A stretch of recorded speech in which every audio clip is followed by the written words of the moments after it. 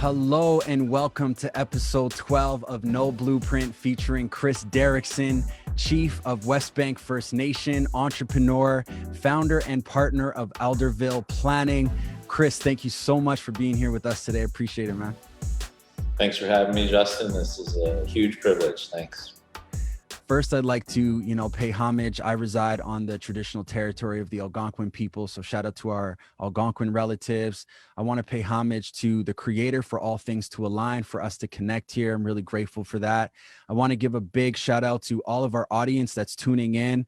Actually, just on the event page that we posted on Facebook, we had a lot of engagement from West Bank First Nation. So shout out to all the youth out there and everybody who's showing love and supporting for this session. And again, I want to thank our guests for tuning in. I think to be able to have a chief on our No Blueprint series to share your story, to share your journey, I think is an amazing opportunity. So I'm so grateful for your time, especially considering the crazy times that we're living in. So again, I want to thank our guest, Chris, for being here. So again, I appreciate you and I just want to pay my homages. So first and foremost, how are you doing through these COVID times personally? Well, Justin, it's definitely strange times for everybody. I always keep reflecting, though, that it's very rare, and this might sound strange, but it's very rare that a generation gets to live through times like these. These are times that historians will write about and study. Epidemiologists will be studying these times in terms of disease transmission. But the important part is we get an opportunity to shape these times and do things differently. It's these times of unrest that give us time to pause and rethink how we function and be in the world and how society functions. And I think you can see from the social movements across the globe that people are taking that step back and reconsidering what could be and actually taking action to make change across the globe when it comes to racial equality. Awesome. I appreciate that. And to warm us up a little bit, and we crossed paths 2 years ago at West Bank First Nations AGM. So big shout out to Nicole. Actually, I want to make sure I give a big warm thank you and full of gratitude for Nicole, my cousin in West Bank, for setting this up, for allowing us to connect here. And the first time we crossed paths was at that AGM. So I just wanted to reflect on that. Yeah, that seems like didn't seem like 2 years ago. Time flies. But yeah, shout out to Nicole. Thanks, Nicole. Wouldn't be here if it wasn't for her. And of course, Mama Bear tells you, you got to do something, you got to do it. So we both have her to thank for me crashing your party here. Appreciate you crashing the party, man. Honestly, you're actually, adding to the party. So take us a little bit down memory lane. Where did you grow up and where are you from? We want to go right back. I was born in Vancouver, BC. My parents are Ray and Carol Derickson. My mom's Carol Potts, Nate Carol Potts from Samson Cree Nation and Musqueam.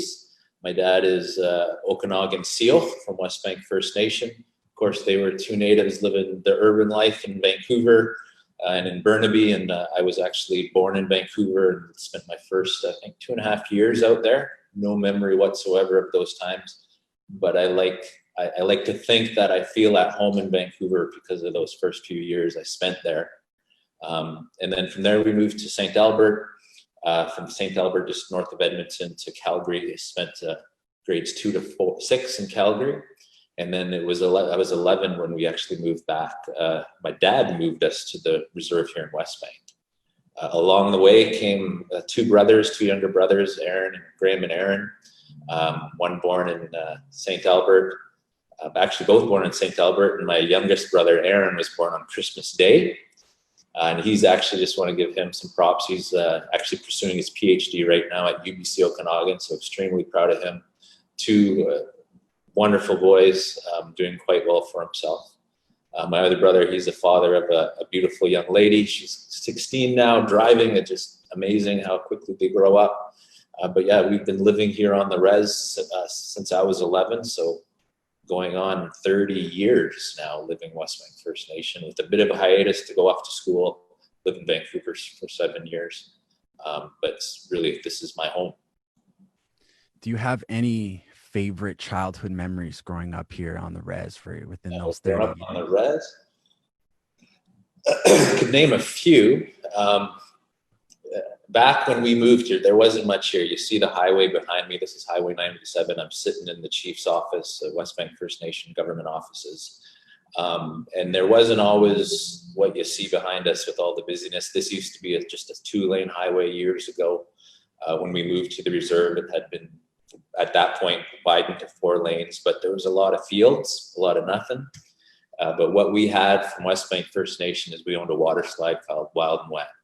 It's where I had my second job. My first job was delivering a paper route that I successfully delivered to the wrong houses for like 90 days straight before they came and tried to correct me. And then I just ended up moving on, we'll call it, quit.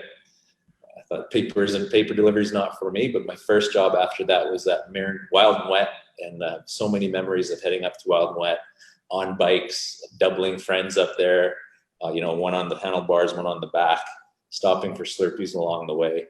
Those are some treasured times. Awesome. And then we'd have band nights. We'd have nights for band members only, and we'd have the full run of the place. And I mean, it was just a load of fun. Being able to break all the rules that you had to follow during the day when the tourists were in town. But Were you in a band? What's that? Were you in a band? No, band, my community. Oh, okay, my bad. Okay, I was like, yo, you're in a band too? I bet you he was a rapper. No, that's awesome. I appreciate you sharing that. And I think I wanted to ask you that question because I really want people to get a little bit of insight in the journey of how you became chief, and that, the things that you've done in your early life don't necessarily dictate what your career can be and how you can make yourself whatever it is your dreams are and whatever goals you want to accomplish. So I think, starting on a paper route is really fascinating to now being in the chief's office, 2020 during these quarantine times. I just wanted to kind of highlight that a little bit. And one of the things I really am curious to learning from you is, in this journey of understanding our history, understanding our background and where we come from and our identity. I didn't learn that personally until I would say my early 20s is when I really started to understand my cultural value, understand my identity, and start learning about my history. So when did you start learning about your identity and who you are as a human being?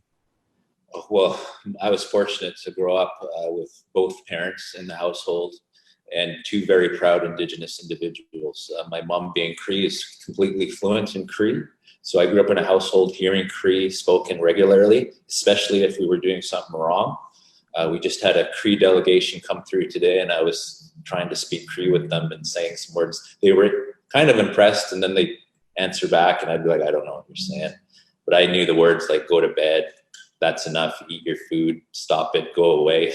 Those types of things. So, and then of course, we grew up in Calgary and in St. Albert. My mom being from Musquechies, we spent many a weekend, almost every other weekend, on Musquechies, visiting my Muslim Gokum, my grandma and grandpa, aunties and uncles, and hanging with the cousins. So we were always surrounded by the Cree language. And my dad, he didn't speak the language. Both my parents their parents are sort of survivors of residential school. And my dad's side, he didn't get the opportunity to learn his language, but he was still heavily involved in his culture in his own way, always teaching us to hunt, always teaching us about our Aboriginal rights, which we didn't understand at the time when we were kids. But regardless of where we lived in the city, he always made a point of making friends with farmers outside the city so we could go hunting. So I was raised, despite living in the city, raised on wild meat.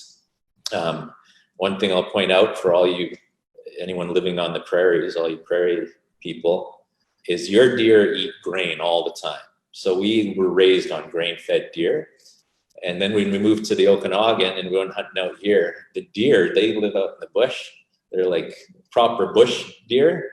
And the taste was horrendous. And we were like, what is this? It just never tasted right to us. So now we hunt moose. But both parents, heavily influential in shaping our Indigenous identity and never letting us shy away or forget who we were or what we were about. Mom was an activist involved back in the day. So was dad.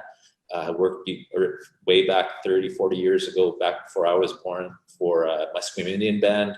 Also worked for the Union of BC Indian Chiefs. and then spent his career working for a number of First Nations around BC and Alberta. So very fortunate that way. And of course, when seeing our grandparents every weekend, I mean, that was just an Indigenous experience, going back to Musqueam and being on the res quite regularly. And your father also has a trap line. What do you remember your first hunting day where you caught something? Well, I remember, so Dad, the trap line was recently, it's called the Derickson trap line. It's been in the family, I should know this, since 1928, I want to say, registered trap line in the province of BC. My dad revitalized the trap line, or started trapping again on the trap line about, I want to say 9 years ago now. He built a cabin up there. It's a wonderful place to go. I built my own, since then, built my own cabin up at the trap line. But it's a special place for us to go. Before that, my dad would regularly, like I said, take us hunting. I have many memories as a kid living in Calgary, in the city, urban Indian. We'd bring in our deer to the backyard. Our friends at school were always fascinated by the fact that we were Indians hunting, and they would come over if there was a deer hanging in the backyard, want to check out the carcass and the meat and the hide. You know, a deer head was always something novel for them. But my first deer that I shot, I was actually up here in McCullough, just on our reserve, across the lake in Kelowna. And I was 11 years old and I actually shot my first deer with a 22 single shot long barrel, with a sight that was held up by a penny that my grandfather had fixed. It was my grandfather's old gun, which he gave to my dad then gave to me. And we were out hunting that day, and I remember shooting that deer. And it's all fun and games until you actually pull the trigger on something and you realize you're taking a life. You're causing pain to another living being. So it was a humbling experience, and at the same time comical, because I shot this deer, and of course we're on a logging road that people use for recreational purposes. And I remember shooting the deer, and you just kind of panic because you realize what you've done. And I walked up to it, and it wasn't dead, so it's kind of flailing around, and I just froze. And then a car came by, and I was standing there with my dad's friend, Leonard Raphael, and he looks like, dark hair. He looks like the native, like proper braids, and we were just standing there, and this car drives by, and I panicked, and I put my gun down, and I just stood there like this. And they drove by, kids looking out the window, and there's a deer flopping around in front of them, and we're just like, and they just kept going. And then it was there you learn how to properly cut the deer's throat. And I apologize if this might be too much detail for people, but this is how I was raised. Bleed the deer out, then gut the deer, and you realize then that's where the work just begins once you get your animal on the ground. But I'll never forget that day, that moment. It was a sunny day. Never forget, and then having to bring that deer home and skin it, kind of take on a new role in the family since then. Wow. And talking about the work that goes into it, how is hunting still relevant in your life today? And what does it mean to give back either to the land or to the community when it comes to that hunting experience? Well, I have to pay homage again to my parents. When it starts with hunting, we would bring food home, of course, for the family, but my dad was always, I'll say this, overly generous with the wild game we'd bring home. It's not uncommon for us to bring animals home, have a full freezer, and within a couple months have nothing left, because Dad takes it upon himself to give to anybody who comes through his door. My mom is the same way. If you visit her house for the first time, she will come back, she'll give you a gift. She always has gifts on hand. But when it comes to hunting, my dad raised us on wild game. Even when we moved to Vancouver for 7 years, I'd still make a point of coming back to the community so I could go on my yearly hunts with the family. It's the way we sustain ourselves. My family, my wife and I eat wild game. My son then also eats wild game. My parents, my brother, my cousins, and then of course, so whatever animal we get that year, normally a moose will do us. We use that to feed our families, but then we also give to others in the community. You always feel, like my dad would say, as he said the last time, I said, how's our moose supply? And he says, oh, we have plenty. He says, we're very rich.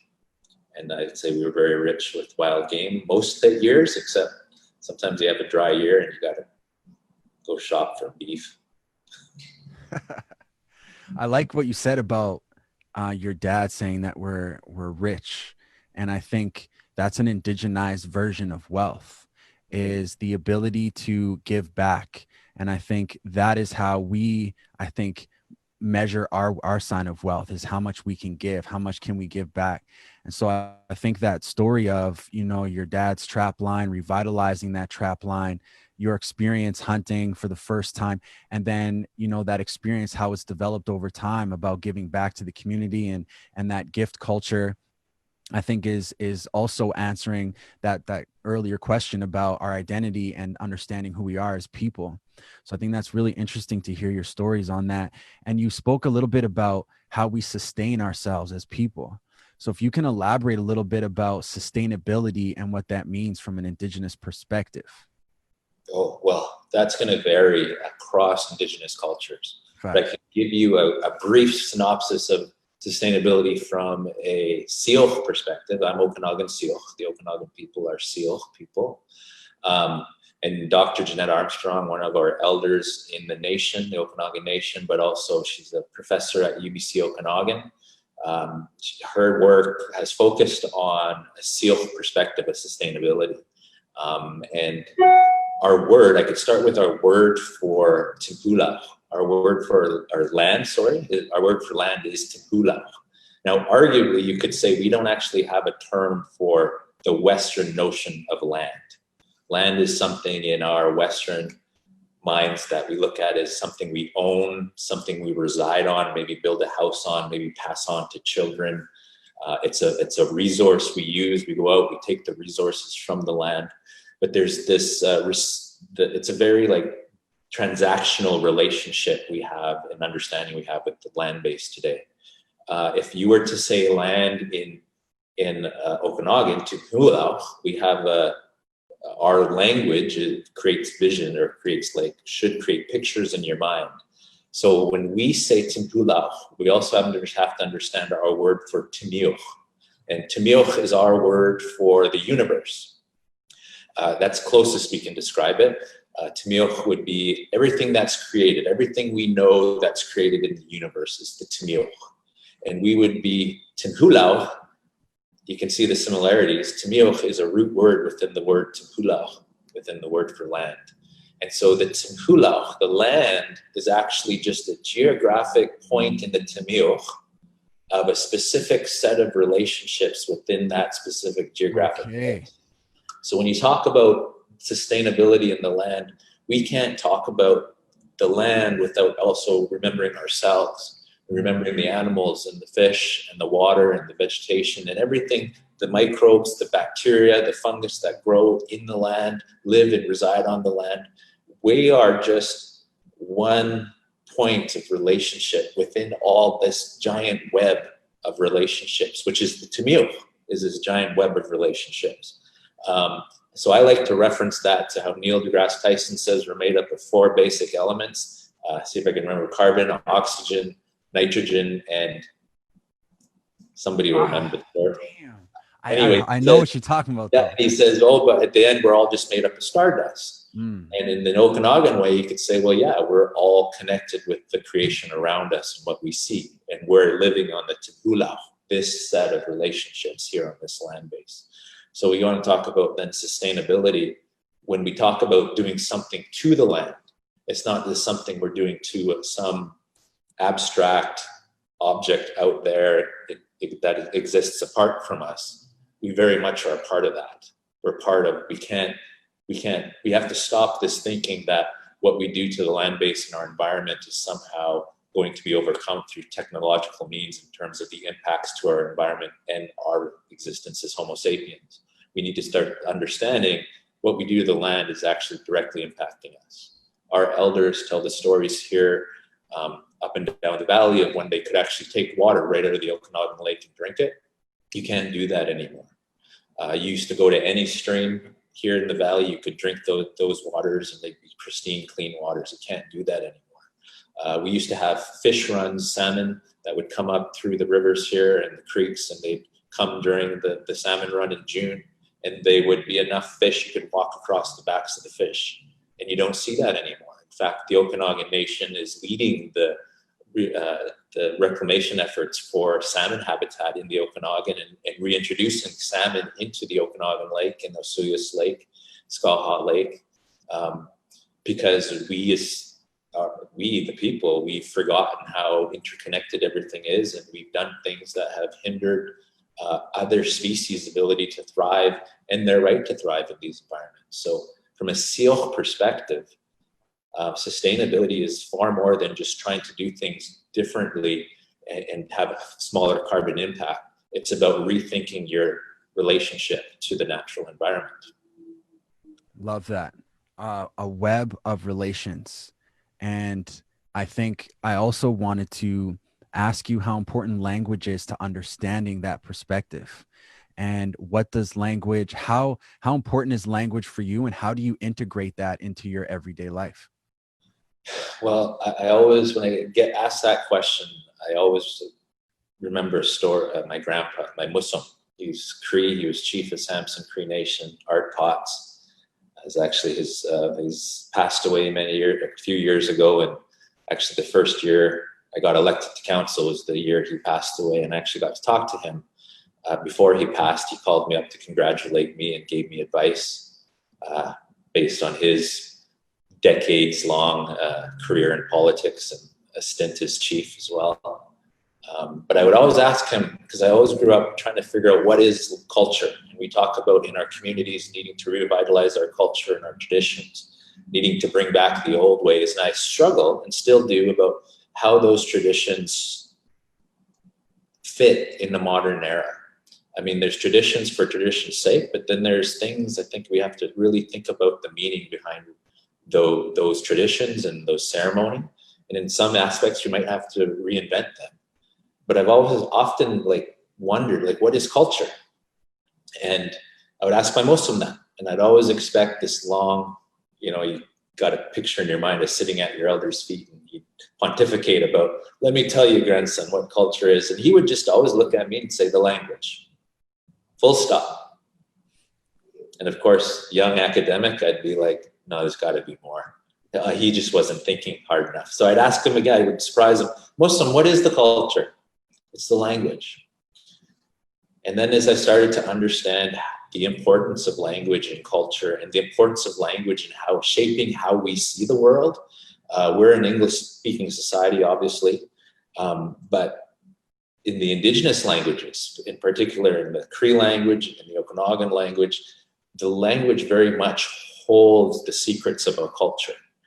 When we tell stories in English, stories from our creation stories or different stories from our history that have been passed down, we lose an element of the knowledge in that story when it's told in English. So when you say land, of course, our English mind is going to think land, just a piece of dirt out there somewhere. But when you say Tinhulau, and the picture that should paint of you being one, connected to a web of relationships within a land base, that's powerful. So the language, and that's just one word. And there are so many words in all Indigenous languages that hold so much more meaning when you unpack, if you're a linguist, you understand the morphemes, the smallest meanings, root meanings of language you can get to. You have a whole knowledge base hidden in the language that if we don't revitalize our languages and not just bring back, language for the sake of language, but the knowledge that's hidden in there, we're going to lose something very special. So how important is language? It is the culture, as my Muslim would say. And, I think this learning journey of language and culture, your scholarly career is, you have a law degree from the University of British Columbia. You also have a Bachelor of Arts with a major in political science from UBC Okanagan, but you also have an MBA from Simon Fraser University. So why did you choose those majors in law and politics, considering our conversation of culture and language? Oh, good. That's a good question. Well, what's the title of your podcast? No Blueprint. That's right. Well, I can honestly say I have no blueprint for my life, other than I had a desire to serve people, to model my mother, whom I owe a lot of my success to in life, if you want to call it that. She was just a servant, just loves people, serves her community. She's involved in a church community as well, always serving people. And that was what, when I did finally get my life together, that's a whole nother story.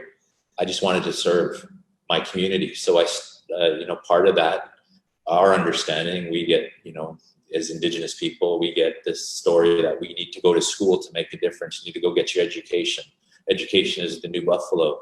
So I just went to school because I thought it was what you're supposed to do. And it wasn't until you get there, you realize there's all these systems of knowing that you could be learning about. And I wanted to learn all of it. I essentially wanted to go back to be a psychologist. I was in psychology. It was my major at first. And then I discovered political sciences. I discovered philosophy, Indigenous studies, and it opened up my mind to different ways of learning. But I also started to realize that this Western-based education system could open up ways of understanding the effects of colonization on Indigenous people. So going to law school, no blueprints again, it was never my plan to go to law school. I didn't grow up in a home where the parents talked about post-secondary education. Mom had audited courses at Simon Fraser University. Dad had taken, I think, up to his third year at Simon Fraser University, but it wasn't a part of the family culture. So when I went off to law school, I went off because I saw a poster on the wall advertising law school, and I thought, that's interesting. I think it would be interesting to understand how the law impacts Indigenous people and our understanding, like how you opened up with our understanding of what it means to be Indigenous. Obviously, the government operates through law. Law is how they enact their policies. And of course, we know the detrimental impacts that Canadian law has had and Western law has had on Indigenous people and how they've controlled us, put us on reserves. I mean, all I have to say is the Indian Act, full stop. So I wanted to understand that. No dreams of wanting to be a big lawyer. In fact, had no concept of that, right? Like, it just wasn't a part of how we grew up. Of course, everybody else might have. So everyone encourages you when you're like thinking about law school, you should go to law school. Yeah, do that. Yeah, absolutely do it. So the encouragement helped, but it was more my curiosity too that really drove me to law school. And I have to give it thanks to a lawyer here in West Kelowna who's worked very closely with our community. Is a big part of the reason too I went to law school. Was Barry Pirelli, who ultimately, I remember the email. He sent me an email and said, absolutely, yes, you need to go to law school. And he actually wanted me to come back an article and work with him. But it was through law school. Again, no blueprints. You have a pressure, people expectations. I think everyone understands the expectations of community on you, of different people. It was about second year law school where I realized I absolutely loved the study of law, the theoretical and philosophical aspects of it, the practical implications of it, yes, but I didn't see myself practicing law. And so I made the decision, I didn't want to be a lawyer. I was dabbling with community planning at the time, so I thought I'd go off and do my master's in community planning. Actually got elected to council when I was accepted to SCARP, School of Community and Regional Planning at UBC, with a full research fellowship, so fully sponsored research fellowship, and then had to drop out because my council duties interfered. And then along came this MBA program, and I thought I could see how influential business was, how political theory was also influential in the development of Indigenous thought, but also just colonization of Indigenous people. And I thought, well, it'd be interesting to see how the business world impacts indigeneity as well. But more importantly, I was interested in how our Indigenous cultures, our languages, our values, our stories could influence business, because I don't know if this resonates with any of your listeners out there, but in our communities here, you often heard the argument that the economic development was selling out, or economic development was the white man's way, or money wasn't for us, and all these things that really put up barriers to integrating into or working in the business community. And I thought, well, if cultures from around the world, races from around the globe can partake in the economy in their own way and still not lose their culture, their language, their ways, we as Indigenous people should be able to do the same. And it doesn't mean we have to do business the way it's always been done. It means we engage in business in a thoughtful manner that includes our values and our language, and we see what comes of that. And that was my curiosity that drove me to do an MBA. Otherwise, I would have been just scared of the math portion. I would have said no. Curiosity. I think you're bringing up so many important aspects of our journey as Indigenous people in this, world that we're navigating, in this society that we're living in. I think that my listeners and this whole No Blueprint series, there's definitely a strong association to entrepreneurship and helping us navigate this business world from an Indigenous perspective. And one of the biggest narratives that I feel the creator is guiding me right now in my life is understanding the true value of the fact that entrepreneurship can be a form of self-determination. And on top of self-determination, I think as Indigenous people, we need to be integrated in all facets of society so that we can then self-determine the outcome of our communities. Absolutely. So the idea of entrepreneurship, I think, is an incredible topic to elaborate. So I don't know if you have any reflections on self-determination and entrepreneurship. Oh, I think they go hand in hand. One of the things I've learned about myself throughout my careers is I have a hard time sticking to routine. I get bored very easy. So entrepreneurial-like activities, starting my own company, starting a company with some business partners, though that was engaging, intriguing, and there's always a new challenge on the horizon. So I think when it comes to self-determination, being able to determine your own, like as an individual, path forward, there's no better way than to do it as an entrepreneur and go out there and try and start your own business. Knowing full well, though, the majority of businesses fail, but I think that's how we learn. I don't think we should shy away from failure. We should embrace it and understand failure is not the end of the road. But then when it comes on on a more communal scale, we look at the opportunities out there in the business world, the opportunities for our young people. Being entrepreneurial as a community is a way to demonstrate that we don't need handouts from government. We don't need to rely on funding. We can actually create our own streams of revenue, whether that be an individual entrepreneur opening up a coffee shop or a winery, or you're seeing a lot of cannabis shops pop up now these days, or if you're a community starting a construction company, or deciding instead of letting the economic activity pass you by if you live in the middle of the oil patch. And I know that might be controversial, but those communities have self-determined to make their own way forward. And in many cases, there's a lot of success stories of how they're taking those resources and using them to create their own path forward and revitalizing culture, language, investing in their communities into social programs. So I think, Justin, you hit it on the head. The two go hand in hand, entrepreneurship and self-determination. I want to take a little step back in your education career. And I bring that up because I want to provide an opportunity for our young people to learn how to use the education to work for us and not against us.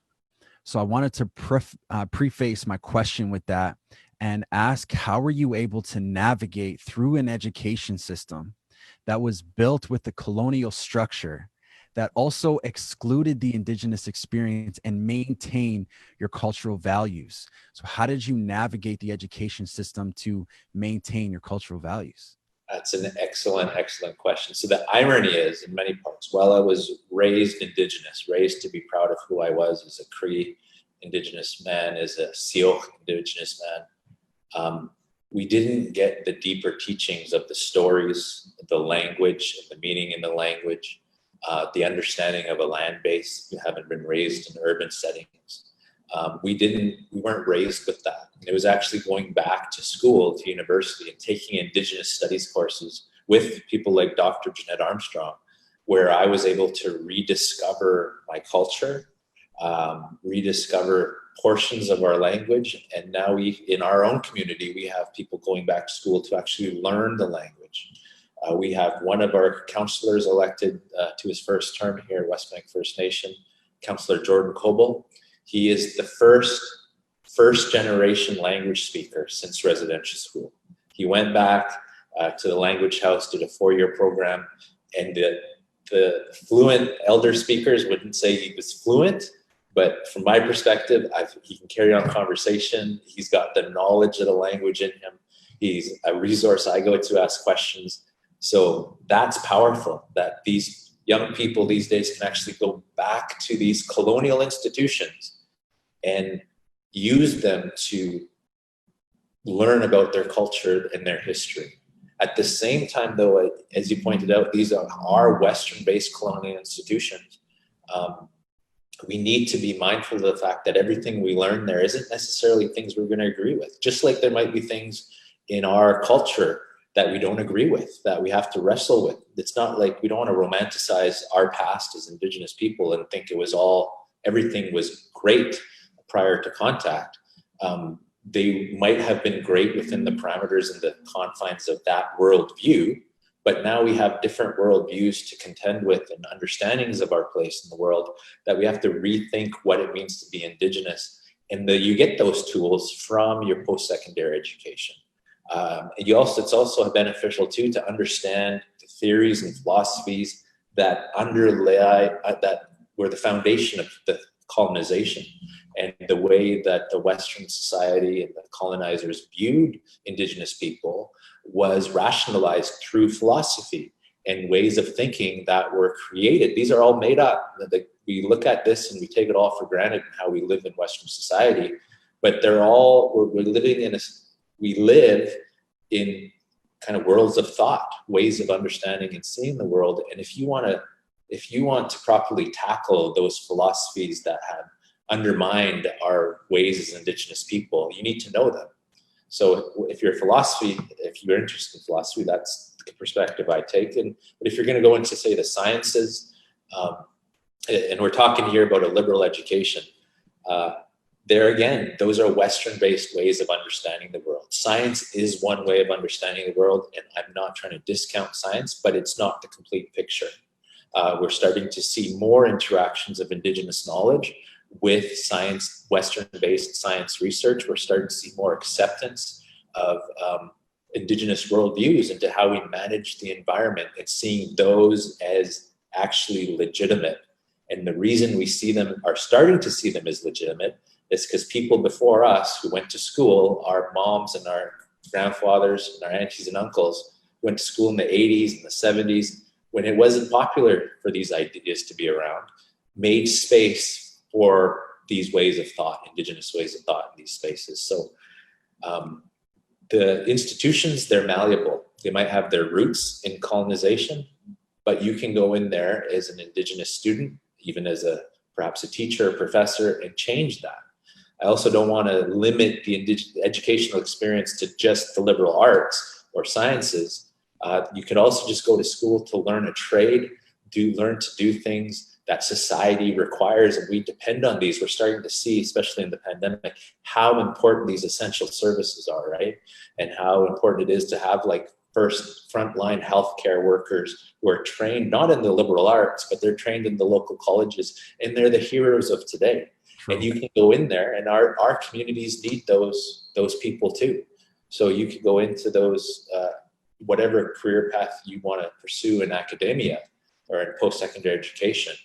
You can take your indigeneity into that place. There's going to be a place, it's not perfect, but you can be an Indigenous person and be proud of it and come back out of that institution and go to serve your community with much needed, your skills you're going to bring back.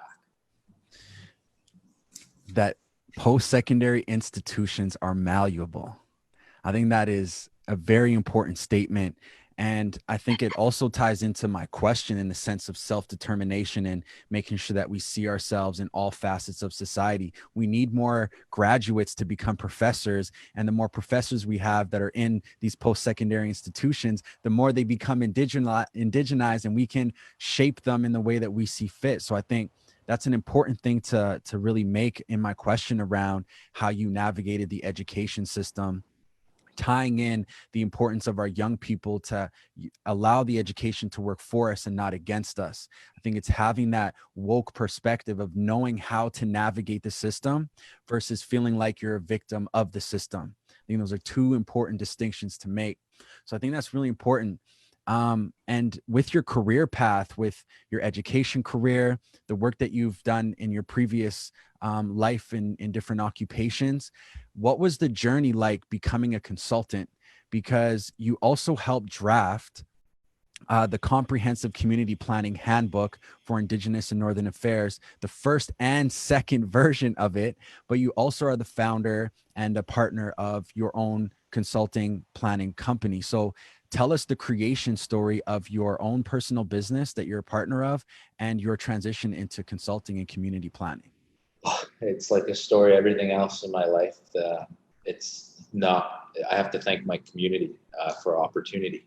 I actually started, and hopefully, I hope this story resonates. I started in comprehensive community planning, not knowing anything about it. I had no idea that community planning was a profession. Again, no blueprints, right? So ignorant to the world around me and the opportunities there. But I walked into a meeting in my community. We were in the midst of creating our own comprehensive community plan, and our members were talking about the future of our community and how to make it better. And it was an intriguing discussion. So I came back to the next community planning meeting. And then ultimately they wanted to hire a band member to do the work. And I was, I think, in my first or second year of university at the time. And summer job opportunity came up and I was encouraged to apply. And so I applied and I got the job. Again, not knowing anything about community planning, but I have to raise my hands to the people on the hiring committee and the staff back then, because they gave me a shot and I got to learn about this profession and got to learn about what community planning was, got to take workshops. I'm a lifelong learner, so I read books a lot. And so I did everything I could to learn about this profession, and conducted the community planning exercise in my community over 4 years. And ended up writing the West Bank First Nation Community Plan, which was adopted through WFN law in 2010. And through that time, because there was a whole community planning movement happening in Indigenous communities across BC, I got to connect with incredible people like Jesse Hemphill, who's now a very good friend and one of my business partners, and Elaine Alec, another very good friend and business partner, who, by the way, Jesse has 2 degrees. Elaine has none. And so you don't always need a post-secondary education to make it in the world. Elaine just wrote a book and released a book on Amazon called Calling My Spirit Out. Incredible individuals I got to connect with and met and I got to know them through that time. And then, of course, when I was done my work with West Bank, I went off to law school, and the opportunities just came. People would call me up and they wanted answers to certain things. And with that, it was just like, can we hire you? And so the next thing I knew, I was like consulting my time out, and that helped me through law school. It helped pay the bills and during that time. And then actually when law school was done, I started taking it a little more seriously and started Derickson Consulting and was able to make a living. And what was also very important to me at that time was to spend time at home with my son, who was in high school at the time. I didn't want to be missing his basketball games, volleyball games. I wanted to be there for him and present. So consulting allowed me to work from home and have that flexibility.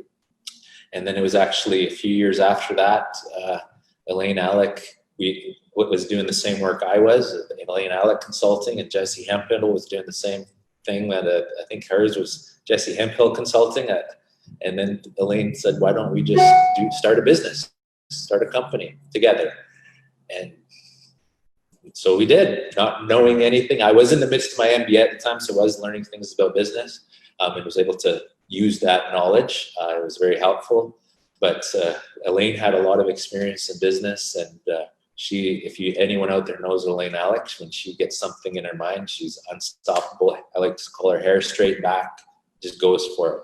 So we went for it, and I'm no longer in the company. I miss them dearly. I am still a partner, but not working for them or anything because I don't have the time.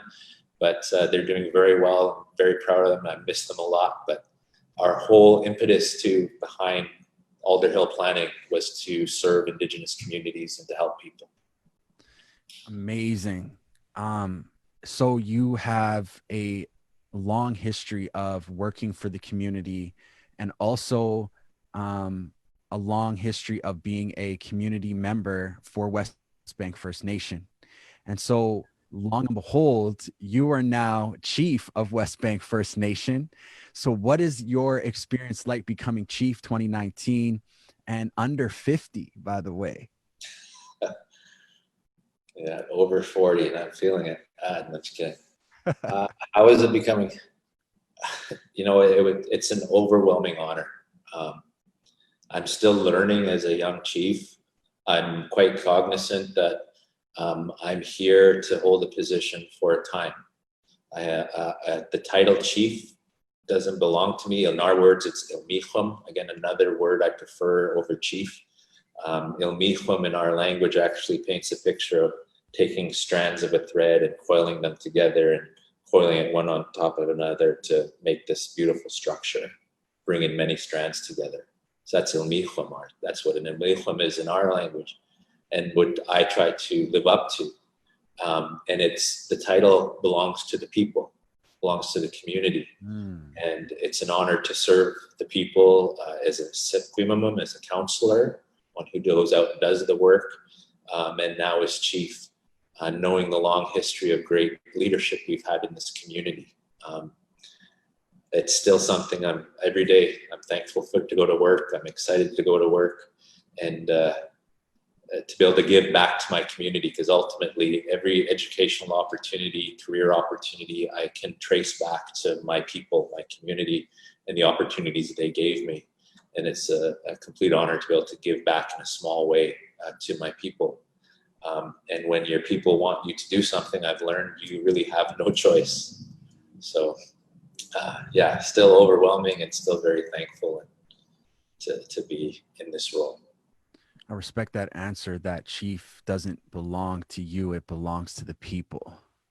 I think that's very well said. And I think following up with, being chief and the work that goes into being chief and the work that goes into working for the people, all the things that you have in your personal life on top of it, how do you find balance between work and family life? And how do you maintain a good mental health?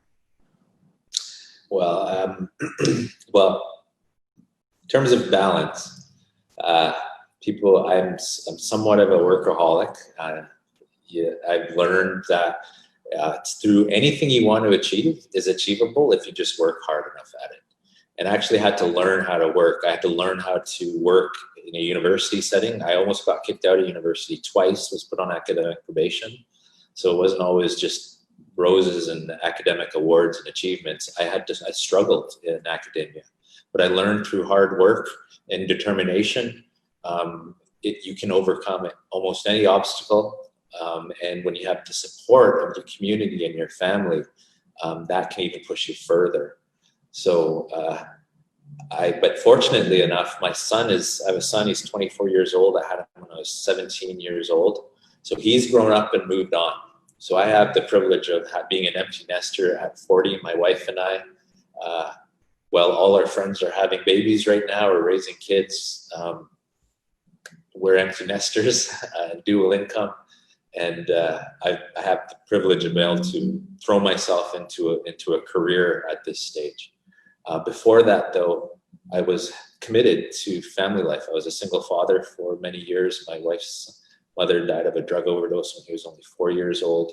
I lived a very different life as a young person, and it was my son at 17 years old who shook me out of that stupor and realizing I was responsible for another life. and that the outcome of his life was really reliant on the choices I would make with my life at that point in time and for the rest of my life. So it was my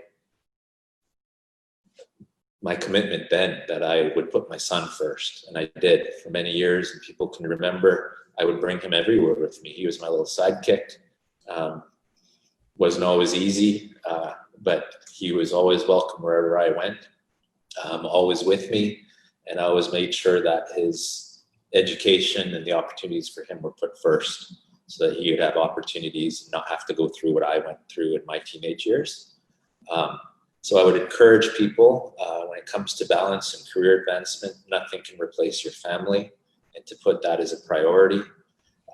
And I'm fortunate enough to have found a wonderful life partner, my wife, Jordan, who absolutely supports me in almost everything I do. Sometimes she says, you just talk too much and you have all these ideas. But when I set my mind to something, she knows I'm going to be wholehearted into it. But I also listen to her. And if she wasn't supportive of something I wanted to do, I wouldn't do it. And so at this stage in my life, this job is very demanding. I'm away from home. When it wasn't COVID, travel a lot. Now that there's COVID, I'm just at the office a lot or working a lot. But at the same time, I try to strike a balance by spending time with my wife on the weekends. We go up to the trap line. We travel together. She's my best friend. So spending a lot of time with loved ones, checking in with my parents is very important to me, just to be able to stop in there anytime, and I'm welcome there to say hi and have a visit with them. So those are ways I try to keep balanced. I also try to stay physically active.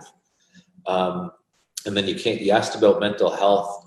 That's actually an interesting question, because personally, I suffer from anxiety, generalized anxiety, and depression. And I've suffered from it from as young as I can remember, being uncomfortable in large crowds. But you don't have the language or the knowledge base to define what's going on inside you or how you're feeling. But it was only in the last 3 years of my life that I actually decided to take my mental health seriously, go to the doctor, talk honestly about it, and just be frank and upfront about it. I feel like we talk about, let's talk about mental health, but when you actually do, some people get really uncomfortable. And I think it's okay to say that you can have mental health disorders of varying degrees. They're all on a spectrum, and still be successful, and still get things done. And it doesn't mean just because you have anxiety or you get depressed from time to time that there's something wrong with you. You are not the chemical reactions in your brain. Some of those things you can't control. And so if there's anyone out there that struggles with mental health issues, I encourage you to take it seriously and just ask for help. Don't wait like I did. I'm not ashamed to say I take medication now, and I've not had a depressive episode, which were there regular patterns in my life since I've been on medication. I've learned different coping mechanisms to deal with my own anxiety. Mindfulness, staying in the now, different things. I've read up a lot about it, but I've just come to accept it too. It's there, and you need to do things to look after yourself, and you're not going to get anywhere if we're just not honest. There is no shame, absolutely no shame, in having to deal with mental health issues. My condolences to you in your early life experience. I just want to make sure that I'm acknowledging that and appreciate you sharing, that honest truth and that honest past, and moving forward with your story of mental health and how you've been able to overcome that. I think is a amazing story of resilience. And I say that intentionally because I hope that our listeners can also take that in, is that as Indigenous people, that's who we are. We are resilient. And I think Chris Derickson's story of your journey of how you got to where you are is a perfect example of that. So I want to, first, before I move forward, is just thank you for sharing that aspect of your personal life. I want to make sure that I'm giving you respect for that and let you know how thankful I am for you sharing. So would you say that part of your resilience is the fact of your finding that sense of purpose with your family life? like, what is that guiding star that helps you push through those hard times in your life? What is that thing that keeps you moving forward, Chris? Well, I think I'm not a believer in the self-made individual, or even the individual for that matter.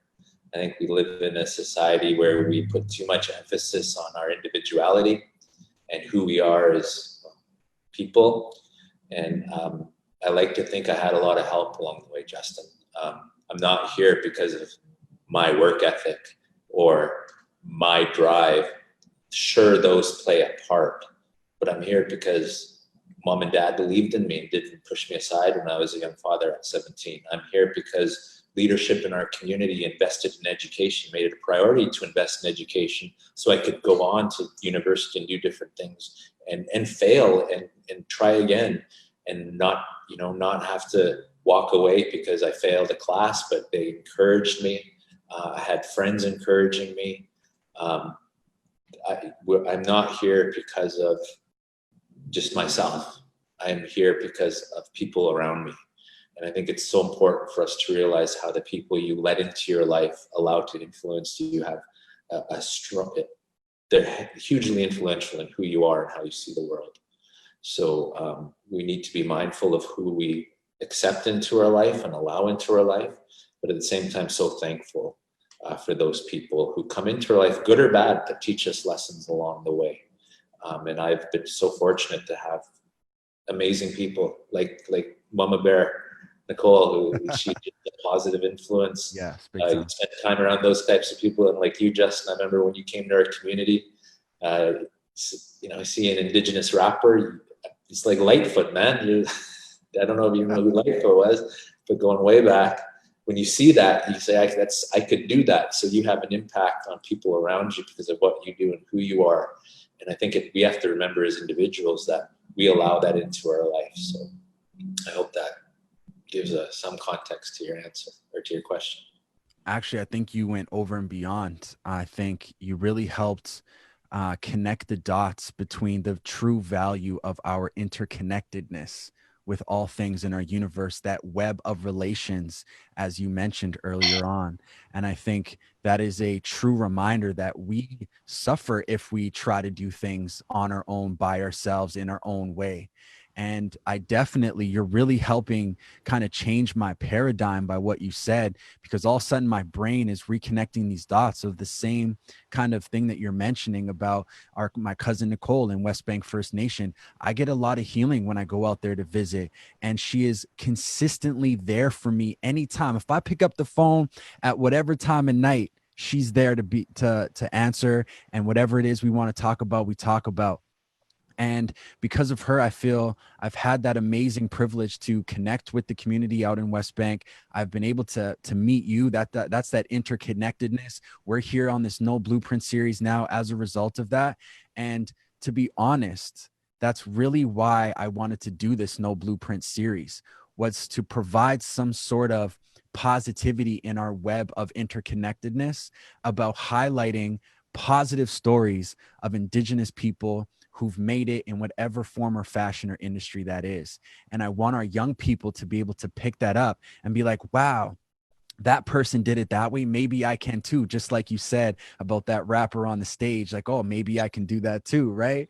So I really appreciate you sharing your insight, your perspectives about all of that, and our interconnectedness and all of our relations, and being a small part of that larger web. I think that makes a lot of sense. And I think I'd like to wrap it up with that. If there's anything else you'd like to share, if you have any other comments, this would be the time. But I think that's a great way to wrap this up. Just want to thank you, Justin, for the opportunity and for everything you do. I think you're a huge inspiration to young people. You're incredibly positive. Welcome you back to visit our community anytime. Nicole can't just keep you to herself all the time, and Sage. We've got to share the love, and I thank you for putting this on. I think people like you are going to make a huge difference for our Indigenous young people and non-Indigenous across Canada. So thank you very much. Wash day. I appreciate that, and travel safe, and all the best in your journey moving forward, man. I hope to cross paths with you soon. Absolutely. Lim lim. Wash day.